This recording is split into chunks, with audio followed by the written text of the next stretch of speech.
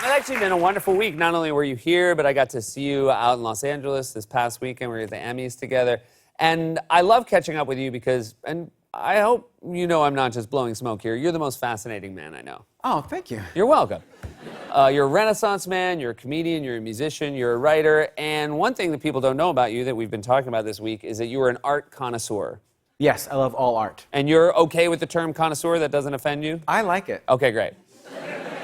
And backstage, you were saying that you have what you describe as an art historian's knowledge about every painting ever painted. Every painting. And in that, well, when I heard that, and everything up until that point, I signed off on, but I was like, man, every painting. So this is a true thing. You know everything about every painting. Yes. At an art historian's level.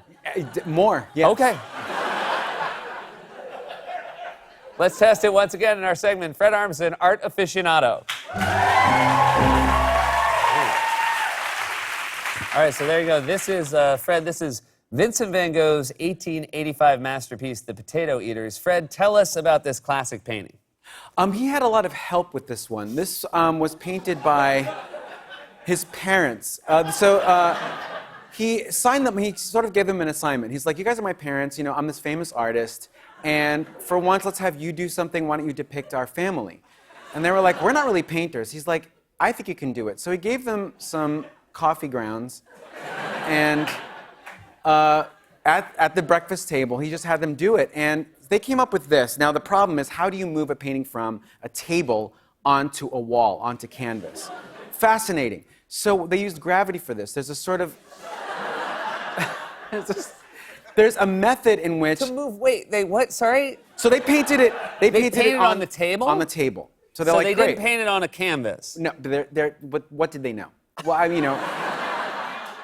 So he's like, okay, you guys are rookies, let's get to this. So did he basically walk back into the kitchen and go, no? Like, did he realize right away? He had this relationship with them where he was very gentle with them. Okay.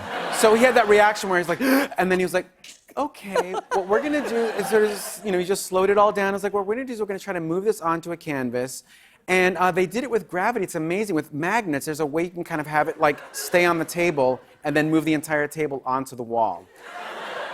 So wait, so you're basically, I'm sorry, you make this sound scientific. They just hung the table on the wall. They hung the table on the wall. With if that's a term you want to magnets? use. This, look, as an art historian, there's some technical words that we use for hanging things up on the wall. What's an example of one of those technical words that you just used? There's like a wall metal, which means like where you would use nail, we use like a walnut. Also, I'm not an art historian, but the first Right. thing you said was, you know, he was very famous. Yes. But I think famously, Van Gogh wasn't famous till like after his death. That's what his publicist at the time was like, we need to make this thing. They were like, you know, you're penniless.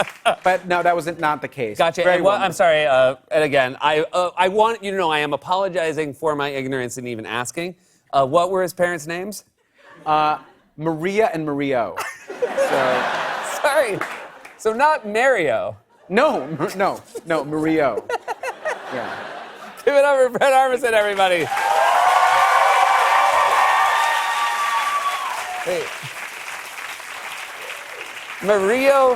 Mario Van Gogh. Yes, Mario Van Gogh. Yes.